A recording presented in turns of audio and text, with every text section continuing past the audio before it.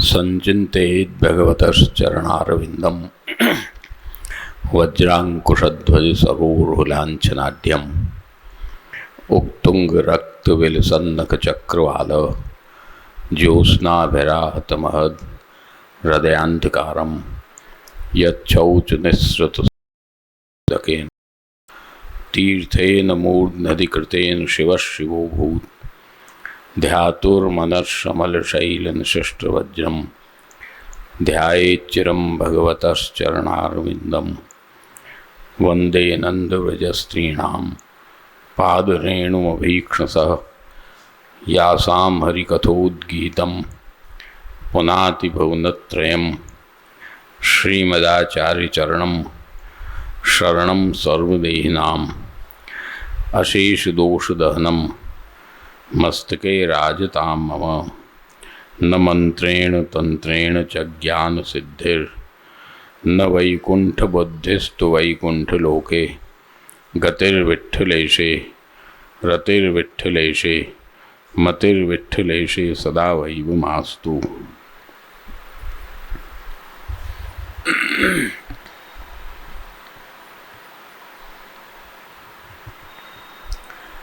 सर्वप्रथम श्री वल्लभ प्रभु के चरणों में वंदन करते हुए उपस्थित परम भाग्यवान वैष्णवजन, आज अपने जैसा कि पूर्ववक्ता ने बताया 14वां शिक्षा पत्र पूर्ण हो गया था पिछली एकादशी को। अब 15वां शिक्षा पत्र में अपन आज प्रारंभ करेंगे।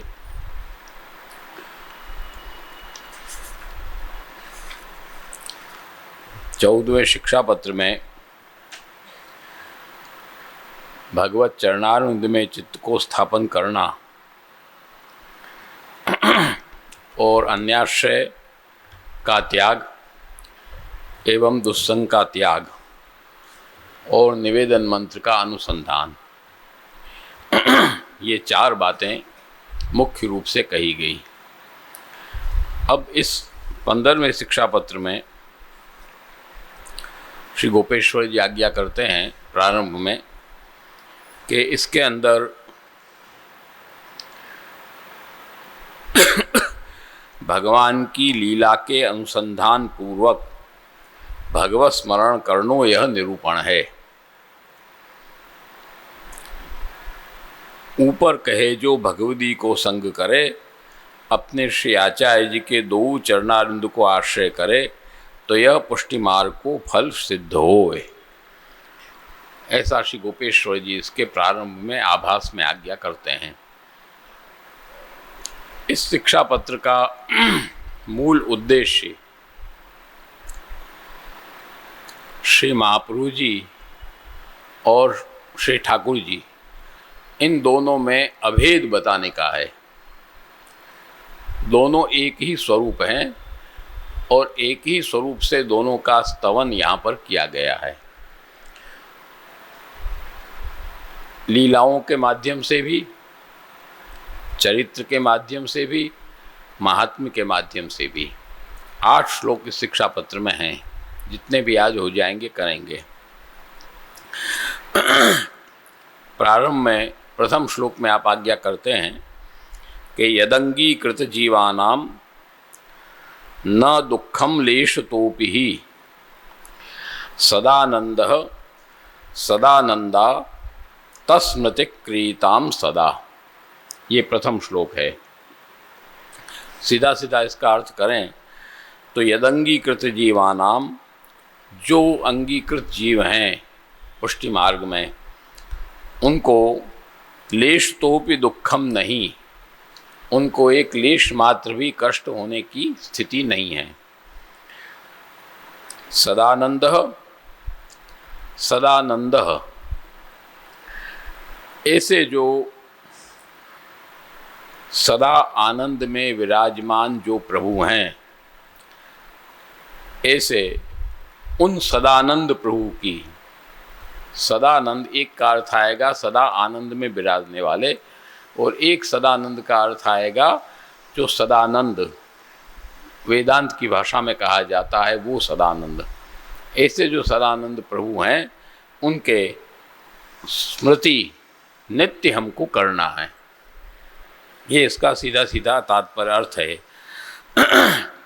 अब यहाँ पर इसके विशेष अर्थ का जब हम विचार करेंगे तो यदंगीकृत जीवानाम न दुखम लेश तोपि ही, लेश मात्र भी अंगीकृत जीवों को दुख नहीं है। कब नहीं है, किस तरह से नहीं है, वो आगे बता रहे हैं। आगे की स्थिति में जब आदमी रहता है तब नहीं है। यहाँ पर सदानंद के दो पाठ स्वीकार किए हैं, एक तो सदानंद और दूसरा सदानंदा। दो पाठ यहाँ पर स्वीकार किए गए हैं कि दूसरे पाठ के अनुसार नित्य सदा आनंद रूप होकर जब भक्त उनके चरणों की स्मृति करता है, भक्त भी आनंद रूप होकर, तब न दुखम लेश तोपि ही। एक अर्थ तो इसका ऐसा किया गया है, दूसरा अर्थ इसका ऐसा किया गया है कि सताम भक्तानाम आनंदो यस्मात् सदानंद श्री कृष्णास्य श्रीवल्लभ। अर्थात सताम भक्तानाम सदानंद सत आनंद, सताम नाम भक्तानाम। भक्त किसको कहते हैं? पुष्टि मार्ग में वो आज्ञा करते हैं निबंध में श्री महाप्रभु जी के सात्विका भगवत भक्ता ये मुक्तावधिकारिण भवांत संभवा दैवात तेषाम अर्थे निरूपिते। सात्विक जो हों, सात्विक भाव वाले हों, भगवत भक्त हों और जिनको पुष्टि मार्गी मुक्ति प्राप्त करने का अधिकार प्राप्त हो गया हो, और भवांत संभवा जिनका अंतिम जन्म हो, तेषाम अर्थे निरूपिते वो भगवत भक्त हैं। जिनका वापस जन्म होने वाला है लौकिक में वो नहीं, अलौकिक कार्य के लिए पुनर्जन्म हो वो अलग चीज़ है, परंतु लौकिक कार्य के लिए पुनर्जन्म है वो पुनर्जन्म संसार को देने वाला है। इसलिए सताम भक्तानाम आनंद यस्मात्, जिससे सज्जन पुरुषों को आनंद की प्राप्ति होती है। ऐसे कौन?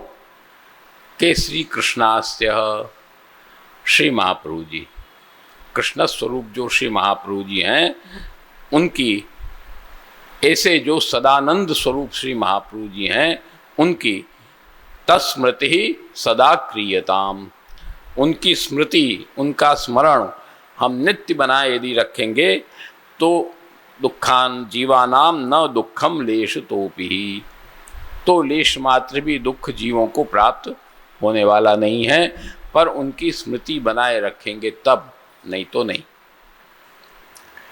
इस तरह से प्रथम श्लोक के माध्यम से आप आज्ञा करते हैं।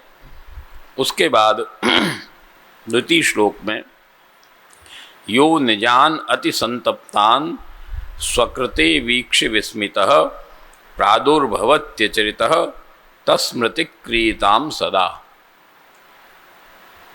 यह जो प्रभु निजान जो अपने जीव हैं, अति संतप्तान जो कैसे हैं, एक अति संतप्त हैं, कष्ट में हैं, दुख में हैं, अति संतप्तान। यहाँ संतप्त जो है वो लौकिक दुख नहीं है, वो विरहाग्नि है, अलौकिक दुख है।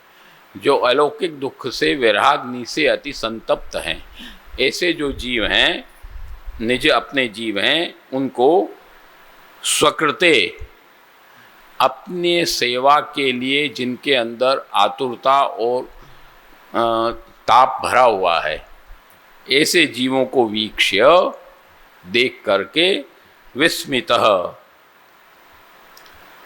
आश्चर्ययुक्त होकर के, प्रसन्न होकर के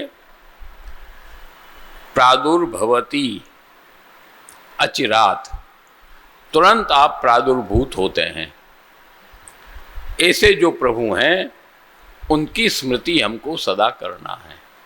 अब यहाँ दोनों तरफ उसके अर्थ को जब हम बैठाएंगे तो भगवान श्री कृष्ण में जब अर्थ बैठाएंगे तो वहाँ पर अर्थ बैठेगा उद्धव जी के प्रसंग से। जब उद्धव जी आए तो उस समय भगवान तो मथुरा विराज रहे थे, भगवान तो वहाँ थे नहीं, विप्रयोग की प्राप्ति थी ब्रज भक्तों को। परंतु जब उनकी स्थिति उद्धव जी ने देखा और उनकी विप्रयोग की अति उत्कटता हो गई तो तात मन मनस्का मदालापा मदर्थे त्यक्त जीविका, ये स्थिति जब उनकी हो गई ब्रजभक्तों की, और वो ब्रजभक्तों ने उद्धव जी के साथ भ्रमर गीत का प्रसंग जब हो गया, जो भ्रमर गीत का प्रसंग आता है, वो चर्चा होने के बाद जब उद्धव जी का ज्ञान पराजित हो गया, वो पराजित होने के बाद उद्धव जी कुछ समय तक ब्रज में रहे हैं, तुरंत नहीं चले गए मथुरा। भागवत में वर्णन आता है कुछ समय तक वो ब्रज में रहे हैं और ब्रज में रह कर के उन्होंने गोपियों के साथ में पूरे ब्रज के स्थलों की परिक्रमा की है। आज जो ब्रज यात्रा अपने होती है ना, वो उसी का एक प्रतीक है। आजकल तो ब्रज यात्रा में खाली घूमने फिरने वाला काम ज़्यादा हो गया, एक घूमने फिरने के मूड से आदमी ज़्यादा जाने लग गए, पर ये ब्रज यात्रा जो प्रतीक है वो उसी लीला का प्रतीक है कि उद्धव जी के साथ में ब्रजभक्तों ने, उद्धव जी ने ब्रजभक्तों के साथ कहना चाहिए, उद्धव जी ने ब्रजभक्तों के साथ में जो ब्रज यात्रा की कुछ समय तक ब्रज में रह कर के, और वो ब्रज यात्रा जब वो बराबर हर स्थलों पर जाते रहे, हर स्थलों पर करते रहे, उस स्थल पर जाकर के तस्मृति क्रियताम सदा यहाँ कहा है, उस स्थल पर जाकर के जब ब्रजभक्तें उस लीला का, भगवत लीला का स्मरण करती थी और वो उनकी अत्यंत ताप जब हृदय में हो जाता था, तो वहाँ पर विप्रयोग धर्मी स्वरूप से प्रभु प्रकट होते थे। प्रकट होकर के वहाँ प्रत्यक्ष उस लीला का दान करते थे। ऐसे जो प्रभु हैं उनकी स्मृति हमको नित्य करना है। और इसी तरह से श्री महाप्रभु जी में जब इसका अर्थ को हम बैठाएंगे तो निजान अति संतप्तान स्वकृते वीक्ष्य, श्री महाप्रभु जी का प्रागट्य क्यों हुआ? मेन दो कारण, श्रीमद् भागवत के गूढ़ अर्थ को प्रकट करने के लिए और दूसरा दैवी जीवों के उद्धार के लिए। दो ही हेतु हैं श्री महाप्रभु जी के प्रागट्य के, कोई तीसरा हेतु नहीं है, जो अपने सर्वोत्तम में भी आता है। श्री भागवत गूढ़ार्थ प्रकाशन परायण और दैवोद्धार प्रयत्नात्मा, दोनों नाम सर्वोत्तम में आते हैं, अपन पाठ भी रोज करते हैं। तो वहाँ पर दो मुख्य हेतु रहे। यदि श्री महाप्रभु जी का प्रागट्य नहीं होता तो दैवी सृष्टिर व्यर्थाच भूयात निज फल रहिता देव वैश्वा नरेशा, वल्लभाष्टक। पहले से क्या है भूल रहे हैं।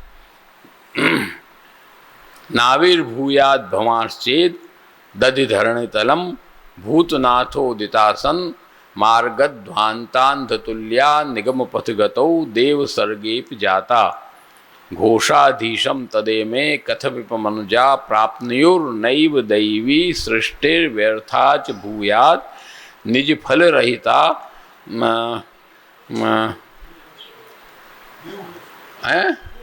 देवैश्वा नरेशा। तो ये श्री महाप्रभु जी का प्रागट्य इसलिए हुआ कि यदि श्री महाप्रभु जी का प्रागट्य नहीं होता तो दैवी सृष्टि व्यर्थ हो जाती और श्रीमद् भागवत के गूढ़ अर्थों का प्रागट्य नहीं होता, कथा रूप अर्थ प्रकट हो जाता, वो तो सबों ने किया ही है। परंतु श्रीमद् भागवत का गूढ़ अर्थ, मूल अर्थ क्या है कि आनंदस्य हरे लीला शास्त्रार्थ। श्री महाप्रभु जी ने भागवत के 7 प्रकार से अर्थ किए हैं एक प्रकार से नहीं किया है, 7 प्रकार से आपने अर्थ किए हैं। शास्त्रे स्कंधे प्रकरणे ध्याये वाक्ये पदे क्षरे, ये 7 प्रकार के अर्थ हैं। भागवत शास्त्र का अर्थ किया है, स्कंध का अर्थ किया है, प्रकरण का अर्थ किया है, अध्याय का अर्थ किया है, शास्त्रे स्कंधे प्रकरणे ध्याय, वाक्य का अर्थ किया है, पद का अर्थ किया है और अक्षर का अर्थ किया है। 7 प्रकार से आपने अर्थ किए हैं। तो जो मूल अर्थ है आनंदस्य हरेर लीला, भागवत जितनी भी है अथ से इति तक संपूर्ण आनंद स्वरूप भगवान की लीला है। चाहे वो नरक वर्णन हो पंचम स्कंध का, चाहे वो भवाटवी वर्णन हो पंचम स्कंध का, कुछ भी हो, सब आनंदस्य हरे लीला है। भगवान आनंद स्वरूप प्रभु की लीला है। ऐसा श्री महाप्रभु जी ने प्रत्येक 7 प्रकार से इस बात को सिद्ध किया है निबंध में, भागवतार्थ प्रकरण में। 4 अर्थ भागवतार्थ प्रकरण में हैं और 3 अर्थ सुबोधनी जी में हैं। 4 और 3 7 अर्थ आपने प्रकट किए हैं। तो ये गूढ़ अर्थ आनंद से हरे ले आए प्रकट नहीं होता जो श्री महाप्रभु जी प्रकट नहीं होते तो, और दूसरा देवी जीवों का उद्धार नहीं होता। निज फल रहिता, उनका जो निज फल है, जो फल उनको मिलना चाहिए प्रभु की सेवा और रस स्वरूप प्रभु का आनंद, वो उनको प्राप्त नहीं होता। इसलिए श्री आचार्य चरण ने जब अपने जीवों का ये स्थिति देखी तब प्रादुर्भवती अचिरात, तुरंत आप प्रादुर्भूत हुए, पृथ्वी पर पधारे और जीवों का उद्धार किया, श्री भागवत के गूढ़ अर्थ को प्रकट किया। ऐसे जो श्री वल्लभाचार्य चरण हैं कृष्ण स्वरूप, उनकी हमको स्मृति सदा करना है। उसके बाद तृतीय श्लोक आया। तृतीय श्लोक में यस्वतः सेवकानां ही पराश्रय निवारकः कृपा सरित्पते कृष्णः तस्मृति क्रियताम सदा। यह जो स्वतः सेवका नाम, जो अपने आप अपनी इच्छा से जो अपने सेवक हैं उनके पराश्रय अन्याश्रय का निवारण करते हैं, स्वतः छुड़ाते हैं। नहीं छूटता है तो आप स्वयं छुड़ाते हैं कोई न कोई बानक खड़ा करके। ऐसे कृपा सरित पते ही, सरित पते ही, नदी का पति कौन होता है? समुद्र। तो आप कृपा के समुद्र हैं। कृपा सिंधु, कृपा निधि आता है ना नाम। तो कृपा सरित पते ही, सरित पति, नदी के पति कौन है? समुद्र। वो किसका समुद्र है? कृपा का समुद्र। ऐसे कृपा के समुद्र प्रभु हैं, वो कौन है? कृष्ण, भगवान श्री कृष्ण हैं। उनकी स्मृति सदा हमको करनी चाहिए। अब यहाँ पर पहुँचो। पराश्रय निवारक, पराश्रय निवारण कैसे किया आपने? गोवर्धन लीला करके। गोवर्धन लीला क्यों हुई? गोवर्धन लीला का मुख्य उद्देश्य अन्याश्रय का निवारण। जितने ब्रजवासी थे वो सब ब्रजवासी देवमात्रिक थे। उनको देवमात्रिक कहा जाता है संस्कृत में, कि देवता के आश्रित थे, इंद्र के आश्रित थे। अरे इंद्र वर्षात करेगा तब होगा, उसका पूजा करो, उसको ये करो। वो उनके आश्रित थे। उनका इंद्र का आश्रय उनको छुड़वाया। और छुड़वाया भी कैसे? कि पूर्ण उनकी रक्षा करके। ऐसे नहीं तो आश्रय छोड़ते नहीं। वो तो देवमात्रिक थे, परंतु प्रभु ने ऐसा बानक खड़ा किया कि बानक खड़ा करके इंद्र याग का भंग किया, और इंद्र याग भंग करके गोवर्धन याग का प्रारंभ किया। और गोवर्धन याग का प्रारंभ होने पर इंद्र ने कोप किया भागवत में आता ही ये सब, अपने लीला में भी आता है। इंद्र उठियो कुलाय आज क्यों हो तवेरो, ये सब अपने वर्णन भी गोवर्धन लीला में आता ही है। और जब उसने कोप किया, आज तो ब्रज को डुबो दूंगा, ऐसा कोप करके सांबर तक मेघों को भेजा। सांबर तक मेघ होते हैं वो प्रलयकाली मेघ होते हैं कि वो फिर हाथी के सूंड की तरह वर्षा होती है उसमें, उसको कहते हैं सांबर तक मेघ। हाथी के सूंड जितनी मोटी मोटी धारा जब बरसती है तो ऐसे बदलों को उसने आदेश दिया और जाओ के बरसाओ, वहाँ जाकर पूरे ब्रज को डुबो दो, कोई बचना नहीं चाहिए। क्यों हमारा पूजन नहीं किया, क्यों हमारा निषेध कर दिया। तो वो जब हुआ तब प्रभु ने श्री गोवर्धन धारण करके सब ब्रज की संपूर्ण रक्षा किया आपने। कहीं पर भी कोई भी उसमें वो नहीं हुआ। इसलिए आज भी श्री गिरिराज जी की कृपा से ही ब्रज की रक्षा है। गिरिराज बाबा ही उसमें हेतु हैं, दूसरा कोई हेतु नहीं है कि भगवान ने उन्हीं को हेतु बनाया कृपा करके। गिरिराज बाबा को ही बनाया क्योंकि वो हरिदास वर्य हैं। गिरिराज जी हैं वो हरिदास वर्य हैं, खाली हरिदास नहीं है, हरिदासों में श्रेष्ठ है।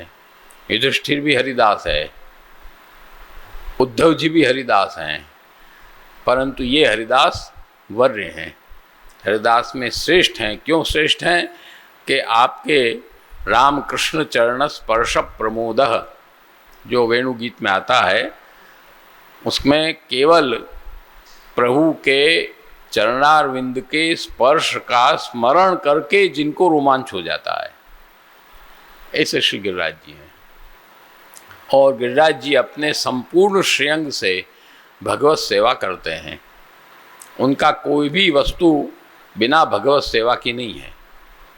संपूर्ण आपके प्रस्तर पाषाण हैं वो भी भगवत सेवा के योग्य हैं, शिलाएं हैं वो भगवत सेवाओं के स्थल हैं। आपके जो तृण हैं उस पर उगे हुए वो तृण भी सुंदर आपके विराजने के स्थल हैं। और आपकी गैयाओं को खाने के साधन हैं। जो गुफाएं हैं, गुफाएं भी प्रभु की रहस्य लीलाओं के अनुकूल हैं। जो आपके झरने हैं बहते हैं वो भी आपकी लीला में सुखद हैं।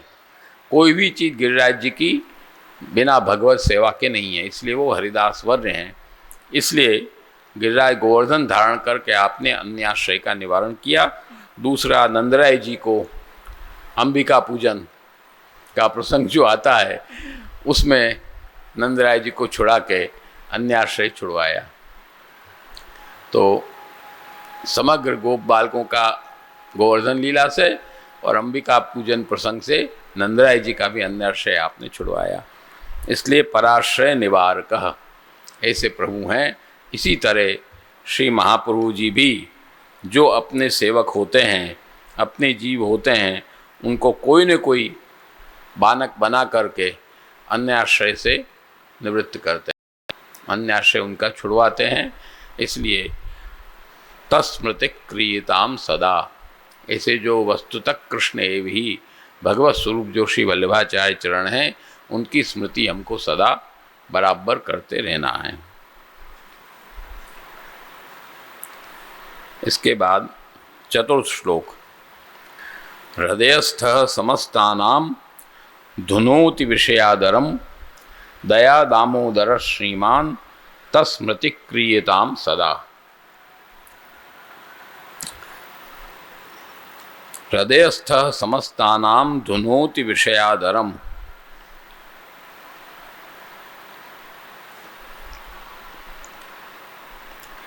हृदयस्थ भगवान के हृदय भी में भी हैं और हृदय भी हैं। जैसे साधुओ हृदयम मह्यम साधूनाम हृदयम त्वहम, भगवत गीता ये प्रमाण है उसका। भगवान समग्र भक्तजनों के हृदय में विराजित हैं और समग्र भक्तजन जो हैं वो भगवान के हृदय में विराजते हैं। साधवो हृदयम मह्यम, साधु लोग मेरे हृदय हैं, और साधुनाम हृदयम त्वहम, मैं साधुओं का हृदय हूँ। इसलिए यहाँ कहा कि हृदयस्थ, तरफ से भगवान हृदयस्थ हैं। साधुओं के हृदय में विराज रहे हैं, साधु भगवान के हृदय में विराज रहे हैं। ऐसो जो प्रभु हैं वो समस्तानाम, समस्त जितने भी उनके भक्त हैं, सेवक हैं, उनके विषयादरम धुनोति, विषय लौकिक विषय के प्रति जो उनका आदर है, उनकी जो जुड़ाव है, उनका जो लगन है, उसको धुनोति, खत्म करते हैं, उसको नष्ट करते हैं। और कैसे नष्ट करते हैं, किस तरह से नष्ट करते हैं कि दया दामोदर, यहाँ दामोदर संबोधन दिया है आपको, कृपा करके, भक्तवर्षी होकर के उसको खत्म करते हैं। जिस प्रकार से दया दामोदर, दया उदरे दाम यस्य, इसकी संधि विच्छेद करेंगे तब ये आएगा, कृपा से ही जिसके उदर में दाम बंधी है। यशोदा जी ने उनको बांधा के नहीं, कमर से श्रेयस्थ बांधे के नहीं, तो कमर में भी बांधा के नहीं, कस के। तो जब कमर में वो बांधते थे तो 2 अंगुल कम पड़ जाती थी। ये वर्णन आता है कि नहीं दामोदर लीला प्रसंग में, जब भी बांधते थे 2 अंगुल कम, जितनी रस्सी जोड़ा सब रस्सी 2 अंगुल कम, इतनी सी रस्सी भी 2 अंगुल कम और लंबी रस्सी भी 2 अंगुल कम। जब यशोदा जी हार गई हिम्मत, निस्साधनत्व तो यशोदा जी में आ गया और उनके अंदर से असंभावना और विपरीत भावना निकल गई। इसलिए 2 अंगुल घटती थी। 2 भावनाएं बाधक है, असंभावना और विपरीत भावना। ऐसा नहीं हो सकता है, ये असंभावना ठाकुर जी के लिए, ठाकुर जी ऐसा नहीं कर सकते हैं। ऐसा प्रभु के लिए जब हम सोचने लगते हैं, भाई उसमें आया वल्लभाख्यान में, सकल व्रजमा पोढ़िया वालो करे विविध रस सुख दान रे। अब सकल व्रज में कैसे पोढ़ेंगे, नहीं पोढ़ सकते, यह असंभावना। नारद जी गए वहाँ भगवान के गृहस्थाश्रम के दर्शन करने के लिए। उन्होंने सोचा कि 16,000 रानियां हैं, तो 16,000 दिन में एक का नंबर लगता होगा, तो जाकर देखें तो सही कि भगवान कैसे रहते हैं, क्या करते हैं। तो जहाँ देखने के लिए पहुँचे, उनके अंदर असंभावना थी। देखने के लिए पहुँचे तो जहाँ भी जाएं, जिस रनवास में भी जाएं, वहाँ प्रभु विराज रहे हैं। वहाँ से भग के दूसरी जगह जाएं, वहाँ भी विराज रहे हैं। तीसरी के गए, वहाँ भी विराज रहे हैं। कैसे पधार गए, दौड़ के आ गए क्या, ये कर गए क्या, सब उन्होंने विचार कर लिए, पर वो कहीं उनका जुगाड़ लगा नहीं, तो सब जगह सहज भाव से विराज रहे थे। तब उनकी असंभावना खत्म हुई। तो प्रभु तो एक साथ सब कुछ कर सकते हैं, कर तुम अकर तुम अन्यथा कर तुम समर्थ। आकाश है, व्यापक है, आकाश कहीं नहीं है ऐसा है। आकाश यहाँ भी है, अमेरिका में भी है, बाहर भी है, अंदर भी है, हमारे शरीर में भी है, हमारे कान के अंदर भी है। आकाश से ही तो हम सुन पाते हैं, नहीं तो कैसे सुन पावें। वाणी जो है वो आकाश से ही तो विद्युत तरंगें आती है, नहीं तो कैसे आएगी। जो कान हमारा ये है, ये इस तरह का बना है, कर्ण शष्कुली कही जाती है, तब तो आवाज़ हम सुनते हैं, ये कर्ण शष्कुली कही जाती है। तो वो तो सब जगह व्याप्त है आकाश। आकाश कहीं नहीं है ऐसा तो है नहीं। घटाकाश, मठाकाश, महाकाश सब जगह है। इसी तरह प्रभु तो सब जगह विराजते हैं, उनमें असंभावना करने का प्रश्न ही नहीं है। वो तो जैसे चाहे ऐसे सब जगह रह सकते हैं, सब कुछ कर सकते हैं। तो असंभावना की अनिवृत्ति और विपरीत भावना, ये तो गलत किया ठाकुर जी ने। धर्म व्यतिक्रमो दृष्ट, जो परीक्षित जी ने प्रश्न किया लास्ट में रास पंचाध्याय के बाद कि परदाराभिमर्शनम आप्त कामो यदुपति कृतवान वही जुगुप्सितम किमभिप्राय तन्न संशयम चिंति सुब्रत, भगवान ने ऐसा काम क्यों किया। परीक्षित जी को शंका नहीं थी, ये बात समझना। परीक्षित जी तो महाभागवत हैं, महाभागवत कहा है परीक्षित को, और उसको शंका होने का प्रश्न ही नहीं है, क्योंकि परीक्षित जी की तो गर्भ में भी रक्षा ठाकुर जी ने की थी। परीक्षित जी किसके पुत्र? उत्तरा के, वो उत्तरा के पुत्र हैं, और उत्तरा के पुत्र के उत्तरा के गर्भ पर तो अश्वत्थामा ने ब्रह्मास्त्र छोड़ा था कि उसके गर्भ को भी खत्म कर दे, बीज ही न रहे पांडवों का। परंतु वहाँ प्रभु ने सुदर्शन चक्र द्वारा उसको आवृत करके गर्भ को घेर लिया। सुदर्शन जी ने, सुदर्शन जी भक्त रक्षा के लिए हैं। चक्र सुदर्शन धर्यो कमल कर भक्तन की रक्षा के काजे, कीर्तन में आता है कि नहीं? गदाधरी दुष्टन संहारे, पद्म धर्यो जनताप निवारण। शंख का क्या है?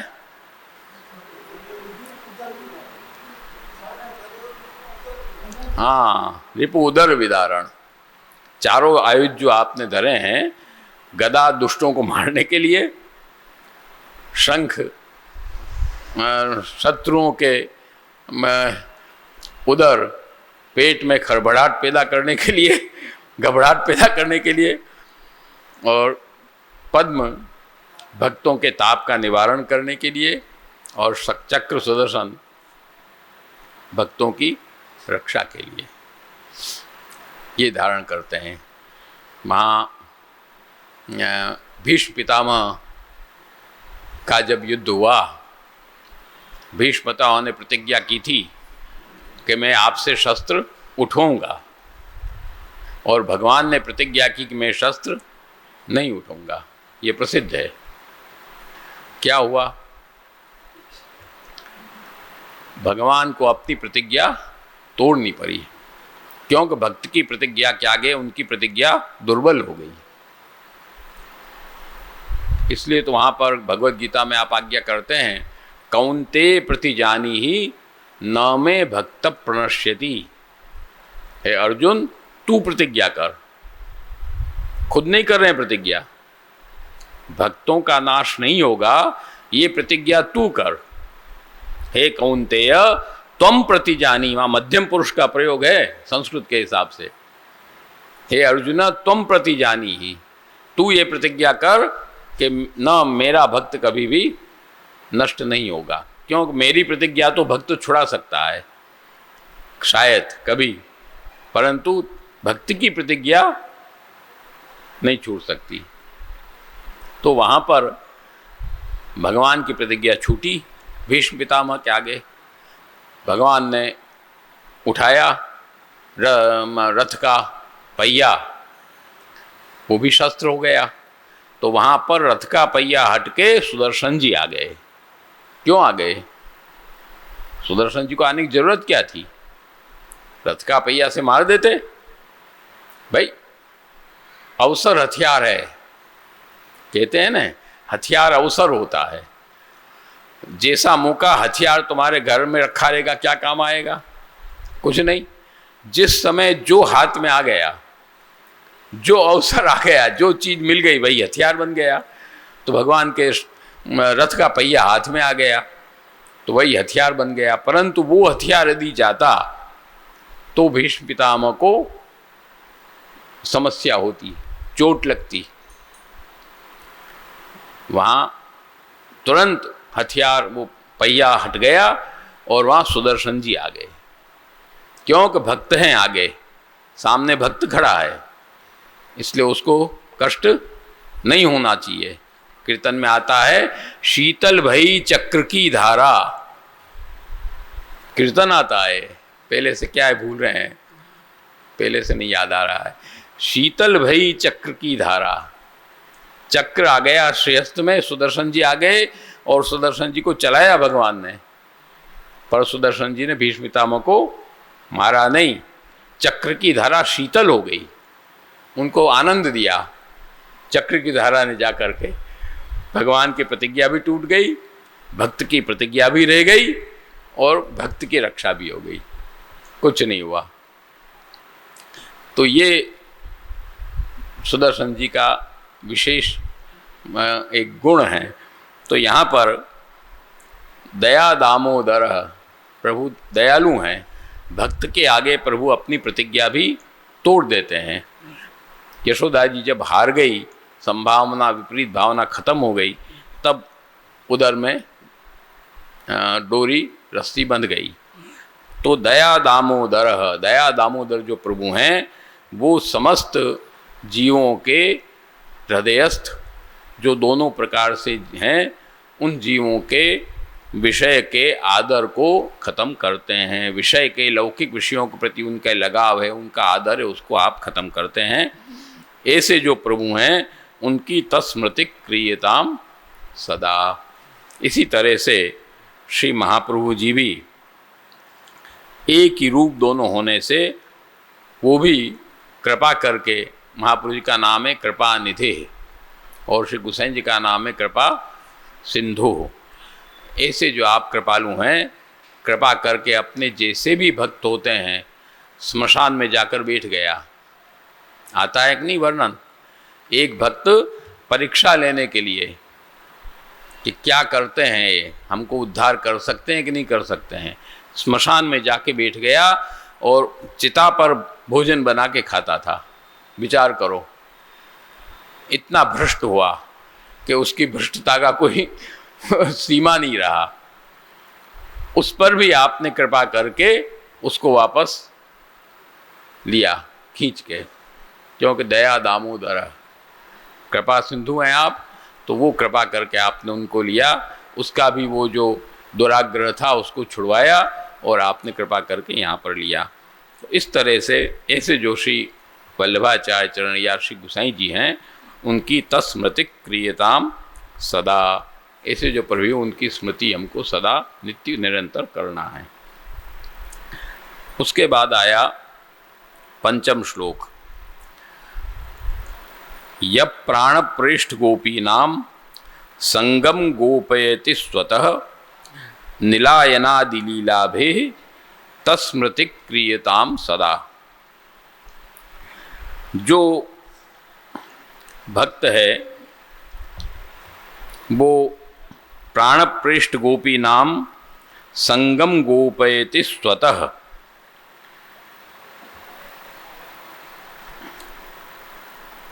जो प्राणप्रेष्ठ गोपीजन हैं उनके संगम गोपयति, उनके संग को गुप्त रखते हैं, प्रकट नहीं करते हैं। ऐसे निलायनादि लीलाभे तस्मृति क्रियताम सदा, निलायनादि लीला के द्वारा उनकी स्मृति हमको सदा करनी चाहिए। ये निलायनादि लीला का जो विषय है ये कठिन है थोड़ा समझने में। श्रीमद् भागवत में श्लोक आता है कि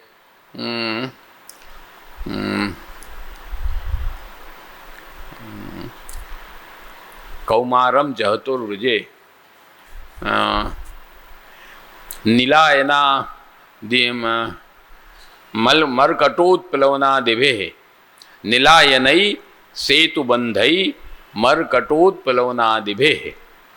ये श्रीमद् भागवत के लगभग 11वें अध्याय में आता है, प्रमाण प्रकरण के समापन में लगभग, क्योंकि 4 हो गए जन्म प्रकरण के, 4 और 7 कितने हुए 11, बराबर वही है। प्रमाण प्रकरण के समापन में ये श्लोक आता है कि प्रभु ने नीलायनादि लीला किया, मरकटोत्प्लवन लीला किया, जैसे बंदर एक झाड़ से दूसरे झाड़ पर कूदता है वो भी लीला आपने किया। जैसे मेढक होता है वो कूद कूद के उछल उछल के चलता है जल के अंदर, वो लीला भी आपने किया। ये सब लीलाओं के प्रतीक हैं, उस टाइप की लीला किया, ये प्रतीक हैं। और सेतुबंध लीला भी आपने किया और नीलायन लीला भी आपने किया। सीधा सीधा इसका अर्थ करें तो नीलायन लीला मतलब छुपना, छिपा छिपी खेलना, कहते हैं ना, क्या कहते हो उसको यहाँ, लुका छिपी खेलना, ये नीलायन आदि लीला है, सीधा सीधा अर्थ करें तो। और सेतुबंध लीला अपने सेतु बंधन करना, ये लीला है। और दूसरी जो आपने रामावतार में किया सेतु बंधन लीला, और फिर आपने किया कृष्णावतार में जब आप मथुरा से गोकुल पधारे, वसुदेव जी लेकर आए। एक बार तो यमुना जी बहुत उग्र रूप धारण किया और बहुत समस्या किया, परंतु बाद में जब आपने अपने चरणारविंद का, चरण कमल का स्पर्श कराया तो यमुना जी ने मार्ग दे दिया। ये सेतुबंध लीला है। जैसे वहाँ समुद्र ने मार्ग दिया, जैसे यहाँ यमुना जी ने मार्ग दिया। वहाँ अग्नि बाण चढ़ाया आपने, तब समुद्र ने मार्ग दिया। यहाँ आपने अंगुष्ठ का स्पर्श कराया, तब यमुना जी ने मार्ग दिया। ये सेतुबंध लीला है। और मरकटोत्प्लवन लीला, एक झाड़ से दूसरे झाड़ पे कूदना, बाल लीला के अंतर्गत वो है। इसके रसात्मक अर्थ भी हैं दूसरे। और एक मेढक की जल में कूद कूद के जल विहार की लीला, जल विहार जो आपने किया वो सब। इस तरह से चारों प्रकार की लीलाएं, ये सब सीधे सीधे इसके अर्थ हैं। इसके गंभीर रसात्मक अर्थों में जाएंगे तो वो लंबे अर्थ हैं, उसको अभी ज़्यादा नहीं छेड़ेंगे। तो वो सब लीलाएं आपने किया। इसलिए श्रुति कहती है कि ब्राह्मणः क्षत्रिय, ये श्रुति कहती है, ये बड़ी गंभीर श्रुति है। क्षत्रिय में आएगा राम, सेतुबंधन लीला, और ब्राह्मण में आएगा वामन जी, नीलायन लीला, अपने आप को छुपा कर। वहाँ अपने आप को छुपा कर ही तो आप पधारे थे। वो तो एक बालक बन के पधारे थे। माया मानव को हरे श्लोक आता आया। माया से आपने वामन रूप धारण कर लिया था और वहाँ आप पधारे। अब वहाँ जो बलि राजा थे वो क्या नहीं जानते थे? ऐसा नहीं था। लुका छिपी का खेल होता है तो क्या नहीं जानते हैं बच्चे आपस में?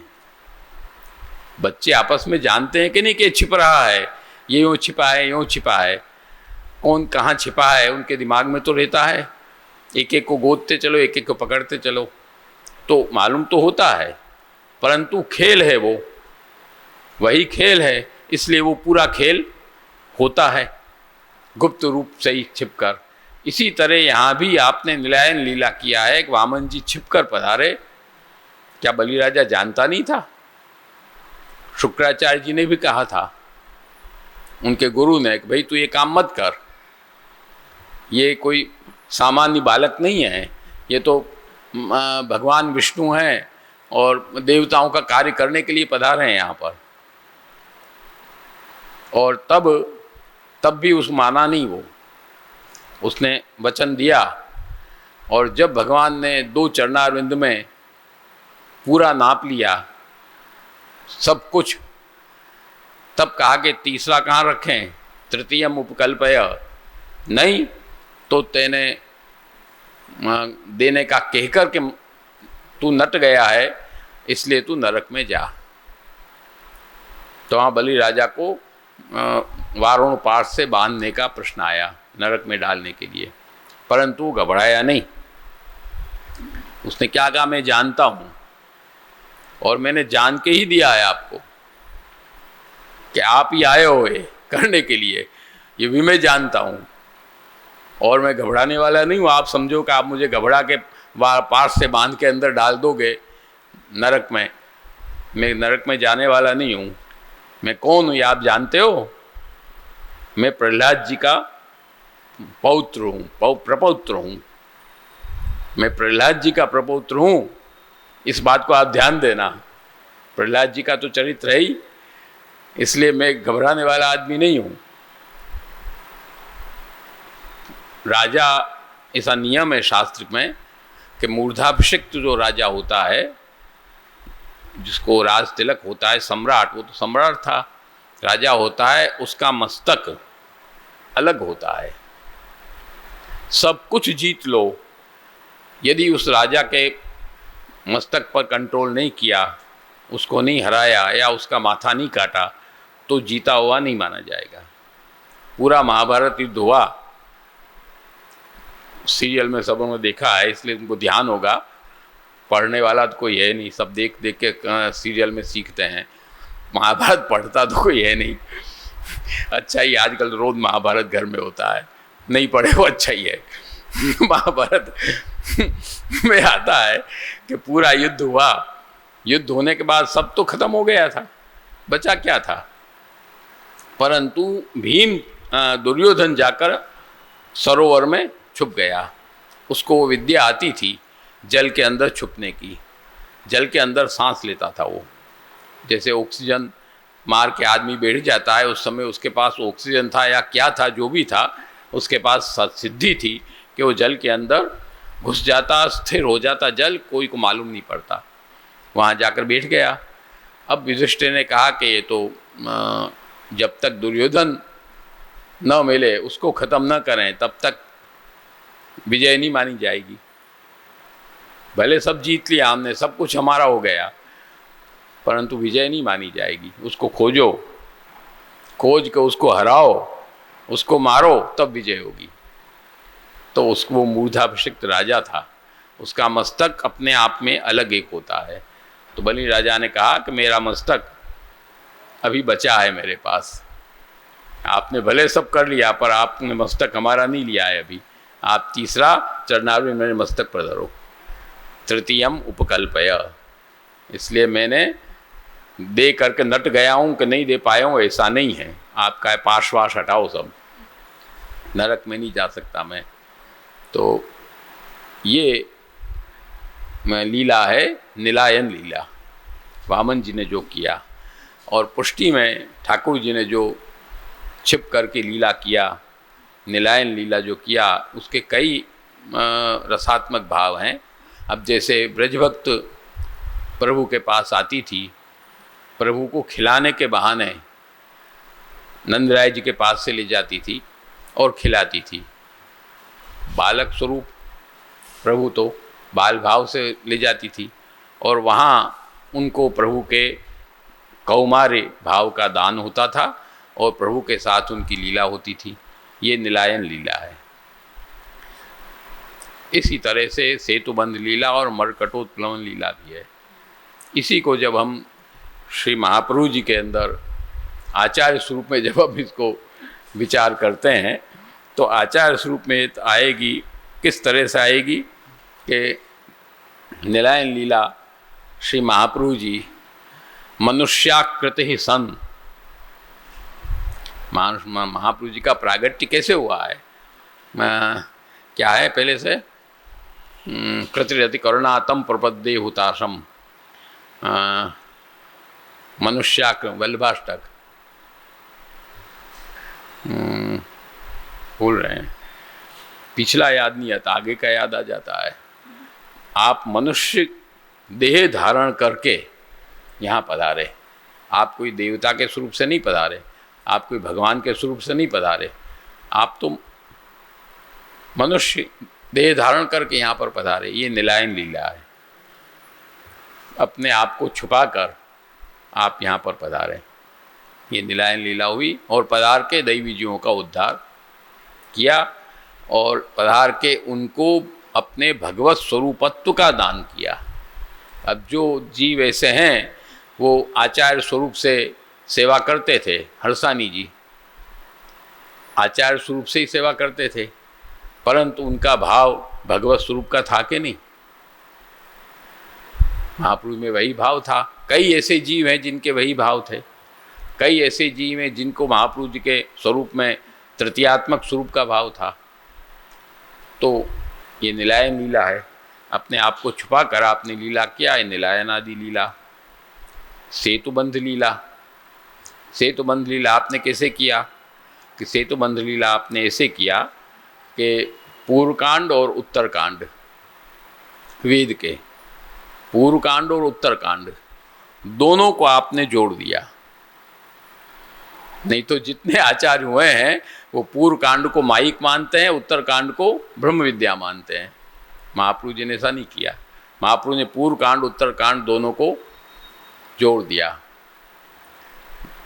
अपने अग्निहोत्रम तथा दर्शः पूर्णमास पशुस्तथा चातुर्मास्यानि सोमस्य क्रमात् पंचविधो हरे यज्ञो वै विष्णु करके आपने पूर्व कांड उत्तर कांड को जोड़ दिया। गिरि याग, गोवर्धन याग। अब गोवर्धन याग में अपने भट्टी पूजा होती है कि नहीं होती है? क्यों होती है भट्टी पूजा? ये यज्ञ का स्मृति है, यज्ञ है ना, तो भट्टी पूजा इसलिए होती है वहाँ। और प्रभु शिखर जो विराजता है वो ठाकुर जी के भाव से विराजता है। विराज के आप सब हविष्य जो है उसका ग्रहण करते हैं। तो भगवान पुष्टि मार्ग में जो यज्ञ है वो साक्षात भगवान मुखारविंद में आहुति है, माध्यम नहीं है, ये बात ध्यान देना। बाकी जितने यज्ञ होते हैं वो माध्यम से हैं, अग्नि के माध्यम से आहुति वहाँ पर पहुँचती है, और यहाँ अग्नि का माध्यम नहीं है। यहाँ तो श्री महाप्रभु जी की कृपा से साक्षात तेद्धा तद गोपिकेशः सौदन कमले चारुहासे करोति वल्लभाष्टक, साक्षात आप अंगीकार करते हैं। अपन ठाकुर जी को भोग धरते हैं, आता है ना मखकृत, गोसाई जी का नाम गोवर्धनाद्रि मखकृत। आप यज्ञ करने वाले हैं, नित्य आप यज्ञ करते हैं। पुष्टि मार्गी वैष्णव नित्य यज्ञ करता है। हाँ, ठाकुर जी को भोग धर के सेवा करने वाला होता है और नित्य यज्ञ करता है। और ये आ गई अपने सेतुबंध लीला, पूर्व कांड उत्तर कांड को मिलाना। और फिर आया अपने मरकटोत्प्लवन, बंदर जैसे एक शाखा से दूसरे शाखा पर कूदता है, सब शाखाएं सब झाड़ कोई भी उससे अपरिचित नहीं होता, खुले दिल से वो कूदता है, निशंक होकर नहीं कूदता। बंदर को अपन देखते हैं, वो क्या है कि जब श्री महाप्रभु जी वहाँ पधारे ओरछा, तो वहाँ पर वो आए, पंडित नाम भूल रहे हैं अभी हम, परीक्षा लेने के लिए। चारों वेद से, सब शाखाओं से उन्होंने वेद के मंत्र एक एक पद छोड़कर बोले, एक एक पद छोड़कर। जैसे अपन बोलते हैं कि नमामि यमुनामहम, तो नमामि अहम, फिर सकल नहीं सिद्धि, फिर हेतुम नहीं मुदा, एक एक शब्द छोड़ के वेद के मंत्र बोले। और पूरे सब शाखाओं से एक एक पद छोड़ के वेद के मंत्र बोले। और महाप्रभु जी का इसको आप पूरा करो। श्री महाप्रभु जी ने उल्टे से, सीधे नहीं, उल्टे से एक एक पद जो उन्होंने छोड़ा था वो बोल के उनके सब मंत्र पूरे कर दिए।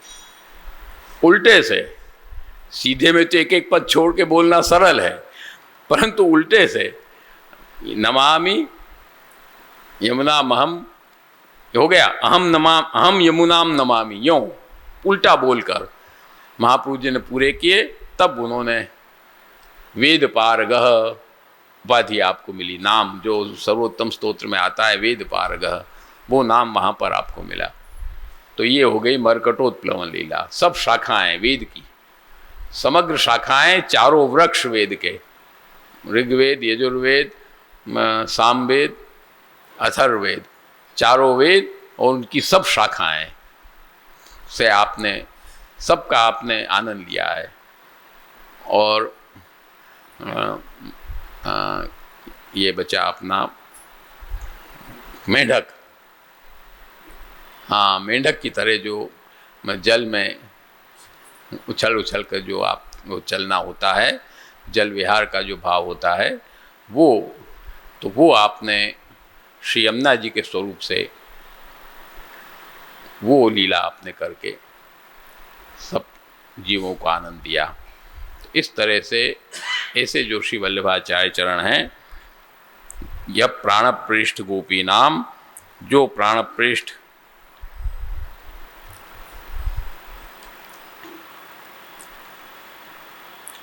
गोपियां हैं, उनके संग को गोपयते स्वतः, उसको गुप्त करते हुए, गोपन करते हुए, नीलायनादि लीला भी, आपने जो सब नीलायनादि लीलाएं किया है, उनकी तस्मृति क्रियताम सदा, उनकी स्मृति हमको भगवत स्वरूप से और श्री महाप्रभु जी के स्वरूप से वो स्मृति हमको नित्य करना है।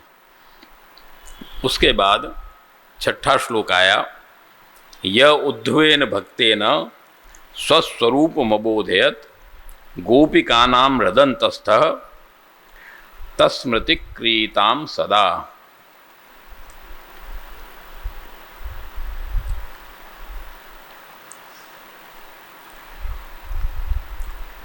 यह जिसने उद्धवेन भक्तेन, उद्धव भक्त के माध्यम से, स्वस्वरूपम अबोधयत, अपने स्वरूप को प्रकट किया, बताया, ऐसे जो गोपिका नाम हृदन्तस्थ, इसमें हृदन्तस्थ पाठ है, परंतु हृदन्तस्थम पाठ होना चाहिए हमारी दृष्टि से। अब इसमें गलत छपा है कि हमारे समझने में फ़र्क है, वो नहीं कह सकते हम, पर अभी हमको ऐसा लग रहा है व्याकरण की दृष्टि से कि गोपिका नाम हृदन्तस्थम तस्मृति क्रियताम सदा, क्योंकि यहाँ स्वरूपम द्वितीय आई है, तो यहाँ भी द्वितीय आना चाहिए व्याकरण की दृष्टि से, पर हम फाइनल भी नहीं कहते, गलत हो भी सकते हैं। देखो, तो अच्छे अच्छे विद्वान इस पर विचार करें कि हरिराय चरण की वाणी है, उसमें अपन नहीं कह सकते, परंतु मुद्रण का दोष हो तो अपन कह सकते हैं, इसलिए अभी उसको विचाराधीन अपन रखते हैं, पर अर्थ वैसे भी अपन कर सकते हैं कि गोपिका नाम हृदन्तस्थम, ऐसे जो गोपिकाओं के हृदय में जो विद्यमान हैं, विराजमान हैं, वो विरहात्मक स्वरूप से जो गोपिकाओं के हृदय में विराजमान हैं, वो किस तरह से कि जब अंतर्धान हुए ठाकुर जी, तो जब एक गोपी को लेके आप पधारे, उसके बाद अंतर्धान हुए, तो वहाँ पर आता है कि तत्रैवांतर धीयत, प्रभु वहीं पर अंतर्धान हुए, तत्रैव, वहीं पर, मतलब वहाँ से कहीं पधारे नहीं हैं, वहीं पर अंतर्धान हुए हैं, अर्थात बाही जो प्रगट था वो प्रगट स्वरूप उनके हृदय में स्थित हो गया, विरहात्मक स्वरूप से ब्रज भक्तों के हृदय में आप विराज गए। तो वो जो गोपिका नाम हृदन्तस्थ, हृदयस्थ जो विप्रयोगात्मक स्वरूप जो प्रभु का है, उसकी तस्मृति क्रियताम सदा, उसकी सदा स्मृति हमको करना चाहिए। महाप्रभु जी के भाव से जब हम विचार करेंगे तो आप तो बिरह के स्वरूप हैं, सर्वोत्तम में भी नाम आता ही है आपका, तो उसमें तो कोई प्रश्न ही नहीं है, श्री महाप्रभु जी को विरहात्मक स्वरूप ही हैं। तो हृदन्तस्थः तस्मृति क्रियताम सदा।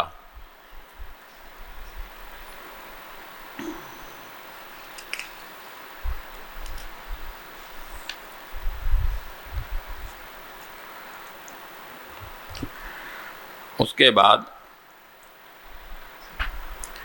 यह स्वमाहात्म्य बोधाय प्रादुर्भावितवान् स्वयं प्रभु श्री वल्लभाचार्य तस्मृति क्रियताम सदा। प्रभु श्री वल्लभाचार्यान तस्मृति क्रियताम सदा।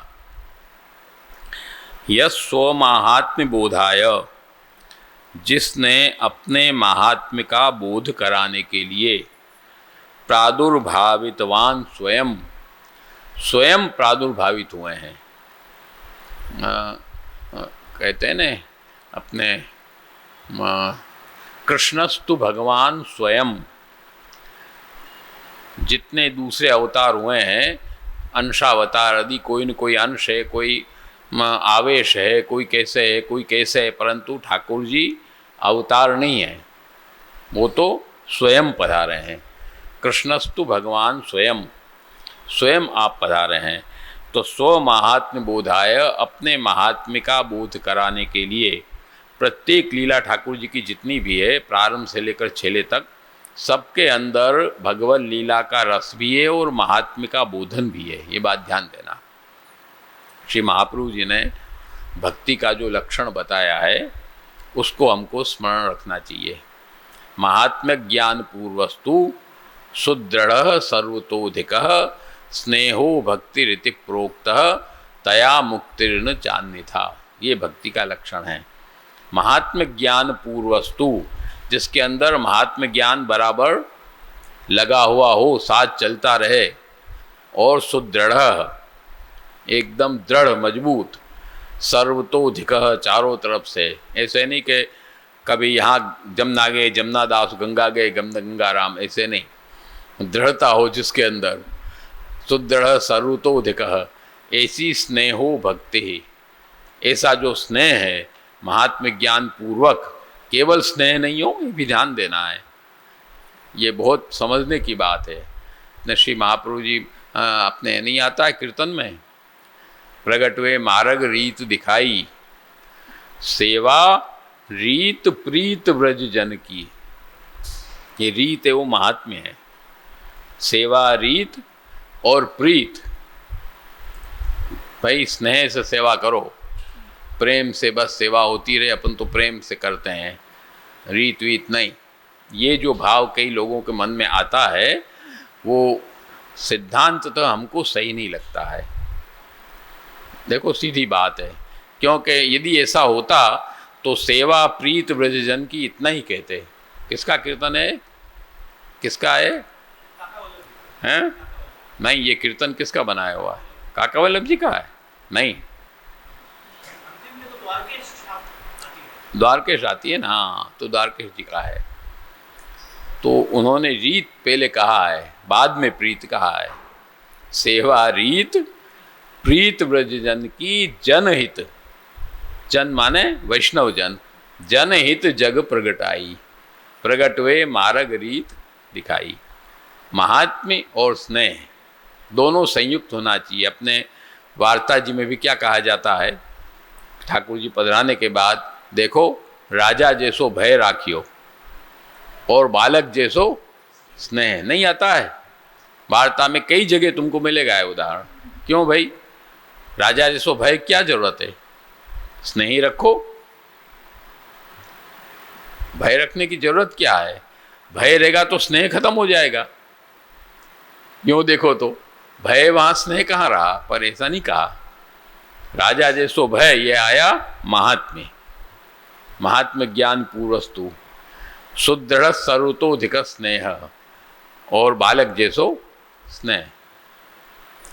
अपने यहाँ दोनों साथ चलेगा, क्योंकि यदि एक आ जाएगा तो पूर्ण पुरुषोत्तम पर ब्रह्म की जो स्थिति है, वहाँ जाके स्थिति अड़ जाएगी, शास्त्रीय स्थिति अड़ जाएगी। महाप्रभु जी का जो इतना मार्ग है, सब पूरा वैदिक मार्ग है, शास्त्रीय मार्ग है। उसको तुम उससे जरा भी हटा नहीं सकते। सेवा रीत और प्रीत, इसलिए अपने यहाँ आज्ञा, सेवा कृतिर गुरुर आज्ञा, बाधनम बा हरिच्छया। ये बाधन व हरिच्छया का गलत अर्थ लेते हैं लोग, लेने वाले, कि भाई गुरु की आज्ञा का भी बाधन हो जाता है। ये नहीं है। गुरु की आज्ञा से ही सेवा होती है। बाधनम व हरिच्छया जो है वो बाधनम व हरिच्छया सेवा में नहीं है, वो भगवान की अलग लीलाओं में है। अब जैसे कुम्भन दास जी घोड़ा बनते थे और ठाकुर जिसनाथ जी को पीठ पर बैठाते थे, तो वो देह धर्म नहीं करते थे। आता है कि नहीं वार्ता में, अरे कैसे क्यों है, ऐसे नहीं करना चाहिए, आज्ञा तो नहीं है, ये आज्ञा नहीं है, गुरु आज्ञा नहीं है ये। यहाँ बाधनम्बा हरिच्छया, कृपानाथ घोड़ा तो ऐसे ही करे, कृपानाथ घोड़ा तो ऐसे ही करे। ये आता है कि नहीं वार्ता जी में। वहाँ श्रीनाथ जी ने उनको घोड़ा बनाया है, तो वहाँ बाधनम्बा हरिच्छया, वहाँ उनको घोड़ा बन के ही चलना है। परंतु सेवा का जहाँ प्रश्न आया वहाँ उनको श्री महाप्रभु जी की आज्ञा, जटाधारी का प्रसंग ले लो। जटाधारी को क्या आज्ञा हुई, कहनो सर में पंखा करो। ठाकुर जी शयन में पौड़ जाए तब भी पंखा करो, अनोसर में पंखा करो। ऐसी कोई को आज्ञा लगभग नहीं होती है, इतनी विशेष आज्ञा हुई। और आंख बंद रखियो, आंख खोलियो मत। आज का वैष्णव हो तो कभी का आंख खोल दे, आंख बंद रखियो। आंख बंद रख के सेवा करते थे। श्रीजी बाबा ने कहा, क्या कहा, आंख खोल, माना उन्होंने। नहीं तो बाधनम्बा हरिच्छया होना चाहिए कि नहीं। यहाँ बाधनम्बा हरिच्छया होना चाहिए कि इस विषय पर एक बार बड़ी हमारे झोड़ हो गई थी गोकुल में एक वैष्णव से। यहाँ बाधनम्बा हरिच्छया होना चाहिए कि नहीं, नहीं हुआ। अब यदि बाधनम्बा हरिच्छया नहीं हुआ तो श्रीनाथ जी की आज्ञा को उसने नहीं माना, तो श्रीजी बाबा क्रोधित हुए कि नहीं हुए। वार्ता में क्या लिखा हुआ है देख लो। श्रीजी बाबा ने उसके मुंह में प्रसाद ठूसा अपने बंटे में से लेके कि आंख खोल दे वो, तब भी उसने आंख नहीं खोला। परंतु प्रसाद को थूका नहीं, प्रसाद को थूका नहीं, क्योंकि बाधनम्बा हरिच्छया। ठाकुर जी ने प्रसाद दिया है तो वहां उसको थूकने का विषय नहीं है। परंतु सेवा की जो आज्ञा है पंखे की, उसमें आंख नहीं खोलना है गुरु आज्ञा, वो गुरु की आज्ञा प्रमाण है। श्रीजी बाबा प्रसन्न हुए। बाद में वार्ता में आता है कि श्रीजी बाबा उस पर बहुत प्रसन्न हुए, तेने श्री महाप्रभु जी की आज्ञा को पालन कियो, मैं बहुत प्रसन्न हूँ। ठाकुर जी की आज्ञा को नकार के भी, तो इस तरह से वहाँ वो अर्थ प्राप्त होगा। सेवा कृतिर गुरु आज्ञा ही रहेगी, वहाँ की बदलेगी नहीं। तो यहाँ पर स्व महात्म्य बोधाय, अपने महात्म्य का बोध कराने के लिए प्रादुर्भावितवान स्वयं आप प्रकट हुए, पर महात्म्य का बोध बराबर कराते हुए। देवकी जी के वहाँ हुआ, अपने वहाँ अभी चर्चा चली थी संस्थान में ही, दान एकादशी वाले दिन, अरे महादान वाले दिन, हरिराय चरण के उत्सव के दिन, वहाँ पर महात्म्य ज्ञान था कि नहीं देवकी जी को। वहाँ ये चर्चा आई थी कि नहीं आई थी, महात्मा ज्ञान था देवकी जी को, तब भी उनको डर, क्योंकि स्नेह है। महात्मा ज्ञान होते साथ में स्नेह है, ये बड़े अपने यहाँ के गंभीर विषय हैं। तो दोनों चीज साथ चलेगी। तो प्रादुर्भावितवान स्वयं, ऐसे प्रभु श्री वल्लभाचार्य, यहाँ स्पष्ट श्री महाप्रभु जी का नाम दे दिया।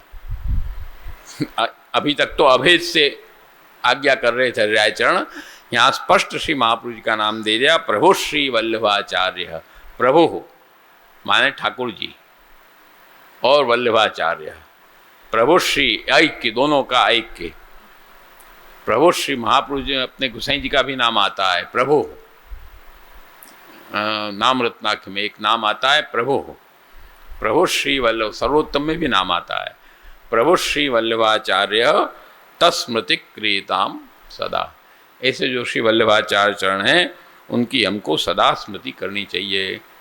तस्य आता है ना, तस्यैवात्मानुभाव प्रकटन हृदय स्याज्ञया प्रादुरासीद भूमौ यस्सन मनुष्याकृतित करणास्तम प्रपद्ये हुताशम बल्लभाष्टक। तस्यैव आत्मानुभाव प्रकटन हृदय, अपने आत्मानुभाव को प्रकट करने की इच्छा जिनके हृदय में है, ऐसे कौन? ठाकुर जी। उन्होंने आज्ञया, श्री महाप्रभु जी को आज्ञा दिया, उससे श्री महाप्रभु जी प्रकट हुए। प्रादुरासीद भूमौ, पृथ्वी पर, मनुष्याकृति ही सन, मनुष्य की आकृति लेकर के आप प्रकट हुए। तम प्रपद्ये हुतासम, उन अग्नि स्वरूप को मैं नमन करता हूँ। तो यहाँ पर अपने महात्म्य का बोध कराने के लिए जो स्वयं वस्तुतः कृष्ण एव ही, कृष्ण स्वरूप ब्रह्म स्वरूप से श्री महाप्रभु जी प्रकट हुए, और ऐसे जो श्री वल्लभाचार्य चरण हैं उनकी स्मृति हमको नित्य बराबर करते रहना है।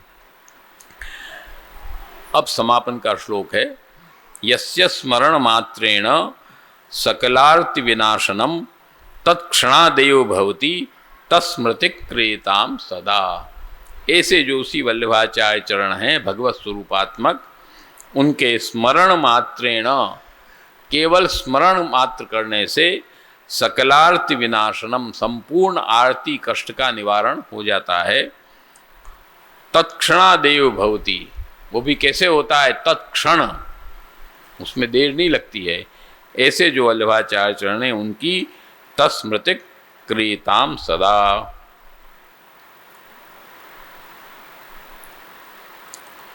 उनकी स्मृति हमको सदा नित्य निरंतर करनी है। यहाँ पर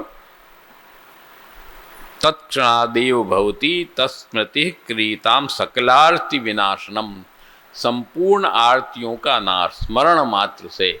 यहाँ दो ही अर्थ आ जाएंगे, यस्य स्मरण मात्रेण, जिसका स्मरण मात्र करने से, अथवा जिसका स्मरण वो करे उसकी, सकलार्ति विनाशनम तत्क्षणादेव भवति तस्मृति क्रियताम सदा, स्मृति मात्रार्ति नाशन, सर्वोत्तम में नाम भी आता है। इस तरह से इस शिक्षा पत्र में भगवत स्वरूप और श्री वल्लभाचार्य चरण के स्वरूप दोनों का ऐक्य, और ऐक्य के दृष्टि से उनकी सब लीलाओं का वर्णन, जो सब प्रकार की आपने नीलायनादि, सेतुबंध, मरकटोत्तोलन इत्यादि लीला किया, उन सब लीलाओं का साम्य श्री महाप्रभु जी में, महात्म्य का साम्य श्री महाप्रभु जी में। ठाकुर जी ने भी बराबर महात्म्य प्रकट किया और लीला प्रकट की, उसी तरह श्री महाप्रभु जी ने भी महात्म्य प्रकट किया और लीला भी प्रकट की। जो केवल महात्म्य ज्ञान जिनको था वो केवल महात्म्य देख देख के महापुरुष हैं, आचार्य हैं, ऐसा कह के लौट गए। ये जो भक्त थे, निज जन थे, उनको उनके स्वरूप का ज्ञान हुआ और आनंद हुआ। अपने है ही पटना की बैठक है ही, अपने क्या नाम, भगवान दास जी की, वहाँ श्री महाप्रभु जी लीला पधार गए, वही तो प्रसंग है वहाँ का। भाव जी लीला पधार गए, एक वैष्णव दर्शन करके आया, आश्रम व्यामोह लीला का दर्शन करके आया। उस वैष्णव का भी भाग्य कहो कि दुर्भाग्य कहो, जो भी कहो, आश्रम लीला का दर्शन करके आया और वहाँ आकर उसने समाचार दिया। उन्होंने कहा कि नहीं, हो ही नहीं सकता कभी, अनोसर में अभी दर्शन करा देंगे। अनोसर खुले, टेरा खोला तो दर्शन कर। ये विराज रहे हैं श्री महाप्रभु जी, आनंद से वहाँ विराज रहे थे। तो आप तो नित्य स्वरूप हैं, ब्रह्म है वो नित्य है, ब्रह्म कभी अनित्य नहीं हो सकता। वो तो नित्य विद्यमान है, नित्य निरंतर भगवत लीला प्रवर्तमान है। ठाकुर जी की लीला कल हो गई, आज दूसरी है, ऐसा भी नहीं है। भगवत लीला भी नित्य है और नित्य प्रवर्तमान है, ये भी बात समझ लेना। नित्य वो चल रही है, खत्म भी नहीं हुई है। गोविंद नाम ठाकुर जी का कब पड़ा? गोविंद नाम कब पड़ा? जब इंद्र ने अभिषेक किया गोविंद कुंड, वही जल अभिषेक का जल है गोविंद कुंड में। परंतु ये गोविंद नाम कब पड़ा है? गोवर्धन लीला के पहले। गोवर्धन लीला तो बाद में हुई है, आपके तो प्रागट्य होने के बाद नामकरण हुआ तभी गोविंद नाम पड़ गया, गर्ग जी ने गोविंद नाम रख दिया। तो पहले नाम कैसे रख दिया? मतलब वो लीला प्रवर्तमान है, खाली नाम मात्र नहीं है, इस बात को ध्यान दो। जैसे लौकिक में खाली नाम मात्र होता है, नाम मिला कुछ और तो अक्ल शक्ल कुछ और। काका हाथसी ने एक कवित्त बनाया है, कहते हैं ना कि सुंदरलाल बाबू सुंदरलाल बनाए ईचक ताने, नाम कुछ और बालक राम ब्रह्मचारी के 12 बच्चे, नाम बालक राम ब्रह्मचारी उसके 12 बच्चे। तो ऐसे नहीं होता है प्रभु के नामों में। अपने यहाँ तो कुछ भी नाम दे दो, किसी का नाम भीम दे दो और है एकदम सीकिया पहलवान, कुछ दमी नहीं है उसके अंदर। ऐसे नहीं होता है ठाकुर जी में। ठाकुर जी में जैसा यथा नाम तथा गुणा और तथा ही कर्म, कर्म भी आपके वही हैं और वो नित्य निरंतर प्रवर्तमान है। गोवर्धन धरण लीला आज भी चल रही है। श्री जी बाबा आज भी गोवर्धन धारण करके विराजे हैं। गिरिकंद्रा में नहीं दर्शन होते हैं श्री जी बाबा के? आपका श्रेयस्थ भुजा ऊंची ही है, गोवर्धन धारण किए हुए ही भुजा है। जब आप गोवर्धन धारण करके विराजें तब अपन सब सुरक्षित हैं। यदि आप भुजा नीची कर लें तो पूरा हो जाए काम। तो लीला नित्य प्रवर्तमान है। ऐसे ही श्री महाप्रभु जी की भी लीला नित्य प्रवर्तमान है। आप नित्य विराज ही रहे हैं, नहीं विराज रहे ऐसा सवाल नहीं। आश्रय व्यामोह लीला इसलिए कहा गया, केवल आश्रयों को मोहित करने के लिए वो लीला आपने प्रकट किया कि आप जल के अंदर पधारे, गंगा जी में आप पधारे। पर गंगा जी में आप पधारे नहीं हैं, क्योंकि यदि ऐसा होता तो आपका श्रेयंग मिलता। ये बात को समझो, पार्थिव देह वहाँ प्राप्त होता, उसकी खोज की गई है, इतिहास में आया है, परंतु वो प्राप्त हुआ नहीं है। आप सदैह ब्रज में दंडोती शिला के पास जो कंदरा है उसमें पधारे। जैसे श्री गुसाई जी मुखारविंद के पास जो कंदरा है उसमें पधारे, ऐसे श्री महाप्रभु जी। इसलिए अपने वैष्णव कोई भी जाओ तो दंडोती शिला पर दंडवत करे बिना, केवल मुखारविंद में जो दंडवत करके आता है वो अधूरा काम करके आता है, उसका पूर्ण काम नहीं है। अपने यहाँ नियम है, वैष्णव कोई भी जाए तो मुखारविंद पे दंडवत करे और दंडोती शिला पे दंडवत करे, तब पूरा है, नहीं तो नहीं, नहीं तो अधूरा काम है।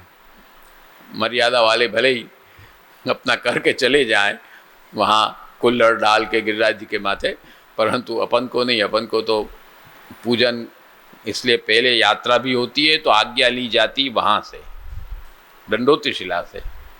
वहाँ पहले आज्ञा लेके तब यात्रा का प्रारंभ होता है। अपन दंडोती भी उठाते हैं तो वहाँ दंडवत करके तब प्रारंभ होता है, और फिर पूरी भी वहीं जाकर होती है।